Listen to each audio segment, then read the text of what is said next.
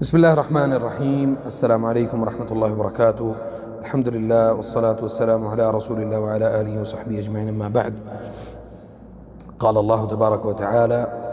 ادعوني أستجب لكم. وقال الله تبارك وتعالى: وإذا سألك عبادي عني فإني قريب أجيب دعوة الداعي إذا دعان فليستجيبوا لي وليؤمنوا بي لعلهم يرشدون۔ آج ہمارا جو موضوع ہے وہ اس چیز کے اوپر منحصر ہے کہ رقیہ اور دعا یہ کیا چیز ہے، اور دعا کی اہمیت کیا ہے، رقیہ کی اہمیت کیا ہے، یعنی دم کی اہمیت کیا ہے۔ اس موضوع کے اوپر میں آپ سے گفتگو کروں گا۔ تو سب سے پہلے آپ سے گزارش ہے کہ ہمارے اس چینل کو ضرور سبسکرائب کر لیں تاکہ آپ تک ہماری خیر کی جو ویڈیوز ہیں وہ آپ تک پہنچیں انشاءاللہ۔ میں نے آپ کے سامنے ایک آیت پڑھی ہے، اس آیت میں اللہ رب العزت نے فرمایا ہے کہ ادعونی استجب لکم، تم مجھے پکارو میں تمہاری پکار کا جواب دوں گا۔ اور پھر فرمایا وَإِذَا سَأَلَكَ عِبَادِي عَنِّي فَإِنِّي قَرِيب۔ وَإِذَا سَأَلَكَ، اور یہ میرے بندے جب تجھ سے سوال کریں محمد رسول اللہ صلی اللہ علیہ وسلم، تو ان کو یہ کہو کہ فإنی قریب، میں بہت قریب ہوں، یعنی میں تمہاری پکار کا جواب دیتا ہوں۔ استجب لکم کا معنی بھی یہی ہے کہ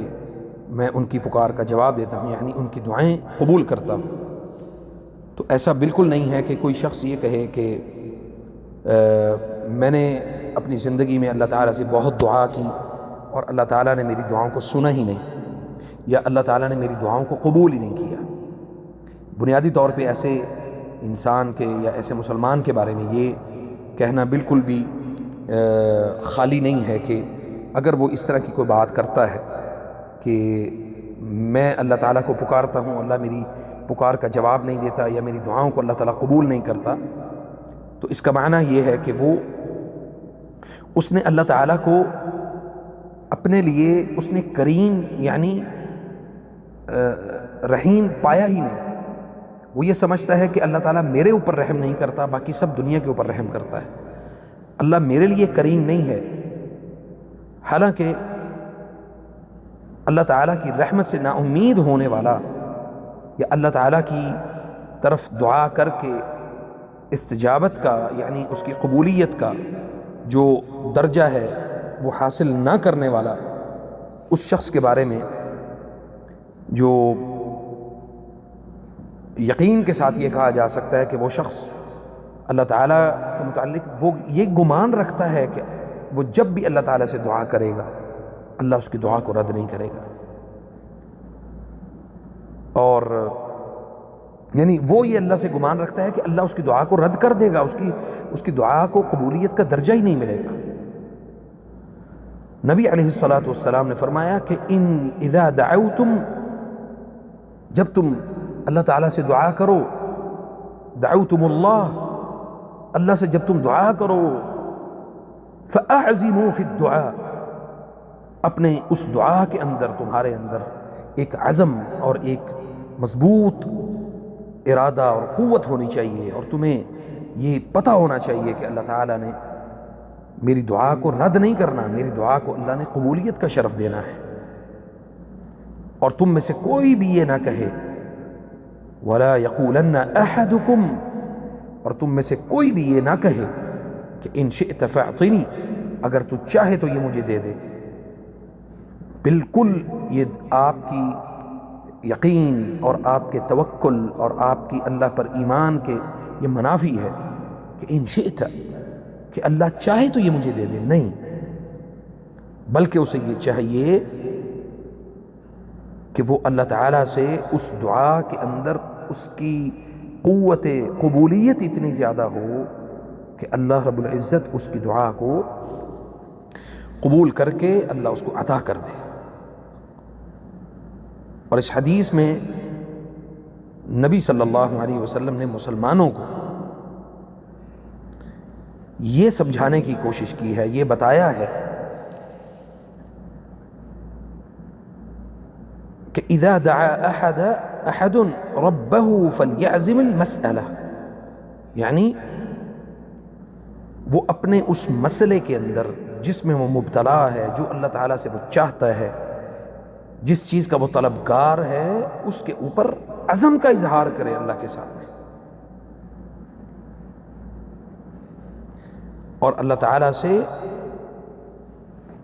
بڑی صراحت کے ساتھ، پورے یقین کے ساتھ، پورے ایمان اور توکل کے ساتھ اللہ تعالیٰ سے طلب کرے۔ وَيَطْلُبُ اللَّهُ مِنْهُ وَيَطْلُبُ مِنَ اللَّهِ بِالصَّرَاحَةِ، اور جب اس چیز کے اوپر اس کا ایمان اور اس کا یقین مضبوط ہوگا تو اللہ تعالیٰ اس کو عطا کرے گا۔ اب یہاں پہ دوسرا جو ہمارا مسئلہ ہے وہ ہے کہ اکثر جو لوگ ہیں وہ یعنی اللہ کی رحمت سے نا امید ہو جاتے ہیں، علاج کرواتے ہیں مسلسل اور بہت محنت کرتے ہیں، اور آخر کار وہ کہتے ہیں کہ ہماری دعا اللہ نے قبول نہیں کی، ہمارا جو علاج ہے وہ اللہ نے قبول، یعنی وہ نہیں، اس میں اللہ تعالیٰ نے ہمارے لیے کوئی خیر کے دروازے نہیں کھولے، یا ہمیں شفا نہیں ملی۔ سب سے پہلی چیز، راقی اور معالج کے اوپر ایمان اور یقین رکھنے والا، اس کا تعلق باللہ بہت کمزور ہے۔ لوگوں کے اوپر یقین رکھنے والا، لوگوں کے علاج، بتائے ہوئے علاج کے اوپر کہ جی وہ انہوں نے بتایا ہے تو یہ فائدہ ہوا ہے، حالانکہ جو بتانے والا ہے وہ اللہ اور اللہ کے رسول کی بات بتا رہا ہے۔ تو اس چیز کے اوپر اگر کسی شخص کا ایمان اتنا مضبوط ہو جاتا ہے تو پھر یاد رکھیں کہ اس کی جو منزل ہے اس شخص کی، وہ جنت نہیں ہے، بلکہ نبی صلی اللہ علیہ وسلم نے اسی حدیث میں یہ فرمایا کہ وَلَا يَقْنَتْ مِن رَحْمَةِ اللَّهِ تَعَالَى فَإِنَّهُ يَدْعُو كَرِيمًا وَلَا يَسْتَثْنَى بل يدعو دعاء البائس الفقیر، بلکہ اللہ تعالیٰ سے تم اس طرح سے دعا کرو، اس طرح سے اللہ کے سامنے، یعنی آپ کو یہ یقین ہونا چاہیے کہ اللہ کریم ہے، اللہ رحیم ہے، اللہ اپنے بندوں کے اوپر رحم کرنے والا ہے۔ تو جب آپ دعا کا اس اسلوب کے ساتھ اس کو اختیار کریں گے، دیکھیں دعا کر لینا یعنی اپنی زبان سے وہ الفاظ ادا کر دینا وہ کافی نہیں، اس دعا کے اندر الحاح، یعنی اس دعا کے اندر قوت، اس دعا کے اندر قبولیت کا جو عنصر ہے وہ کتنا ہے، وہ آپ کا یقین اور آپ کا جو توکل علی اللہ ہے وہ آپ کو بتائے گا۔ اور رقیہ دم، یہ بھی دعا کا ایک طریقہ ہے، جیسے نبی صلی اللہ علیہ وسلم نے بہت سارے ہمیں اوراد، بہت سارے وظائف، یا پوری شریعت کے اندر ہمیں نبی کریم صلی اللہ علیہ وسلم نے ہمیں جو شرعی وظائف ہیں وہ بتا دیے ہیں، خاص طور پہ اذکار ہیں صبح شام کے، ان کا روٹین میں ادا کرنا، ان کے اوپر دوام حاصل کرنا، ان کو مسلسل اختیار کرنا، اور دعا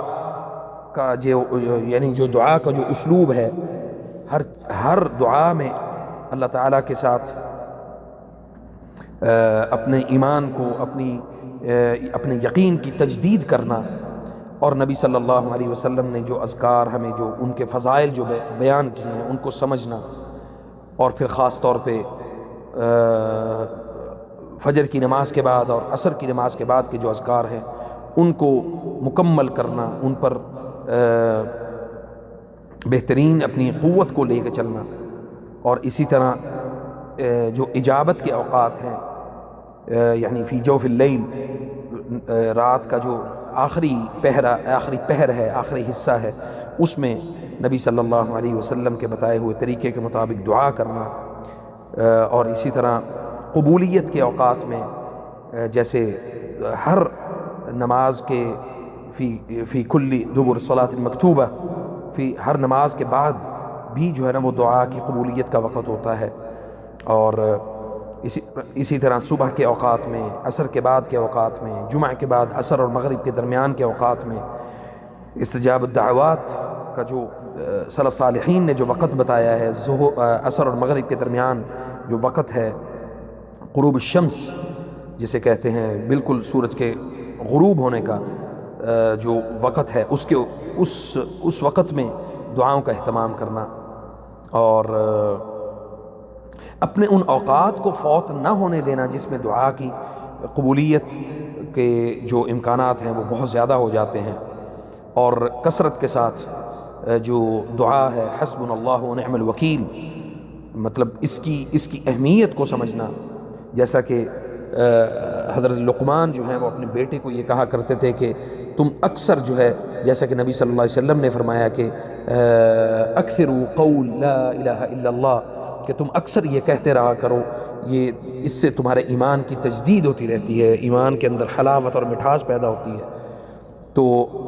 یہ کہتے رہنا۔ اور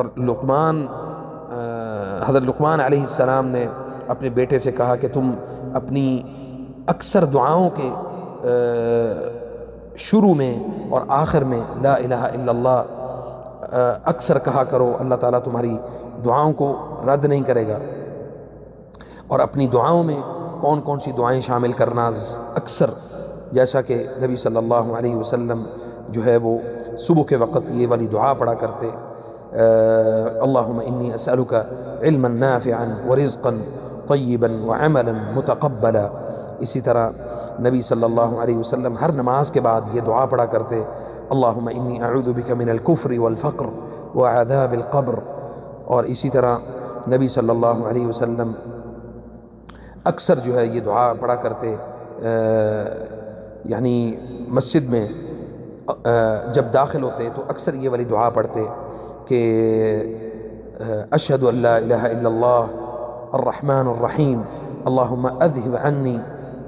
الہم والحزن۔ اسی طرح نبی صلی اللہ علیہ وسلم نے جو اکثر جو دعائیں پڑھی ہیں وہ ان دعاؤں میں ایک دعا یہ ہے، لا الہ الا اللہ وحدہ لا شریک لہ لہ الملک ولہ الحمد وہو علی کل شیء قدیر بیدہ الخیر وہو علی کل شیء قدیر اللہم لا مانع لما اعطیت ولا معطی لما منعت ولا ينفع ذا الجد منک الجد۔ اور اسی طرح محمد العربی جو ہے نا وہ بیان کرتے ہیں کہ نبی صلی اللہ علیہ وسلم جو ہے یہ ہر فرض نماز کے بعد یہ والی دعا بھی پڑھا کرتے، اللہم اغفر لی ذنوبی وخطایای کلہا اللہم انعشنی واجبرنی واہدنی لصالح الاعمال والاخلاق انہ لا یہدی لصالحیہا ولا یصرف سیئہا الا انت۔ تو یہ والی جو دعائیں ہیں یہ بہت اچھی اور بڑی مضبوط دعائیں ہیں، ان دعاؤں کو ہر نماز کے بعد جو ہے وہ یاد رکھ لینا چاہیے کہ ہم نمازوں کے اوقات میں، نمازوں کے بعد جو ہے یہ والی دعاؤں کو کثرت سے پڑھا کریں۔ اور اسی طرح فجر کی نماز کے بعد جو ایک حدیث ہے، نبی صلی اللہ علیہ وسلم نے فرمایا کہ من صلی صلاة الفجر ثم قعد یذکر اللہ حتی تطلع الشمس وجبت لک الجنہ، یعنی جو فجر کی نماز جس نے مسجد میں ادا کی، من صلی صلاة الفجر، فجر کی نماز پڑھی اور وہ پھر بیٹھ گیا، اللہ کے ذکر میں بیٹھ گیا یہاں تک کہ سبحان اللہ فجر کی جو یعنی جو سورج ہے وہ نکل آیا، تو اللہ تعالیٰ نے اس کے اوپر یعنی جنت واجب کر دی ہے، سبحان اللہ۔ تو ان چیزوں کا ہمیں اللہ تعالیٰ کی خوشنودی، اللہ تعالیٰ کی رضا اور اللہ تعالیٰ سے محبت کا اظہار کرنے کے لیے اللہ کے ذکر کو اپنی زندگی کا حصہ بنائیں۔ اور دعا،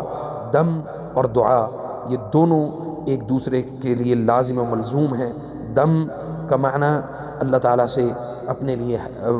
آسانیاں اور شفا طلب کرنا، دعا مطلب اپنے لیے اللہ تعالیٰ سے آسانی اور خیر طلب کرنا۔ تو اللہ رب العزت ہمیں ان دعاؤں کے ذریعے سے اپنے ساتھ جڑے رہنے کی، اپنے ساتھ مضبوط رہنے کی اللہ تعالیٰ ہمیں توفیق عطا فرمائے۔ اقول قولی ھذا واستغفر اللہ لی ولکم ولسائر المسلمین واستغفروہ انہ هو الغفور الرحیم۔ والسلام علیکم ورحمۃ اللہ وبرکاتہ۔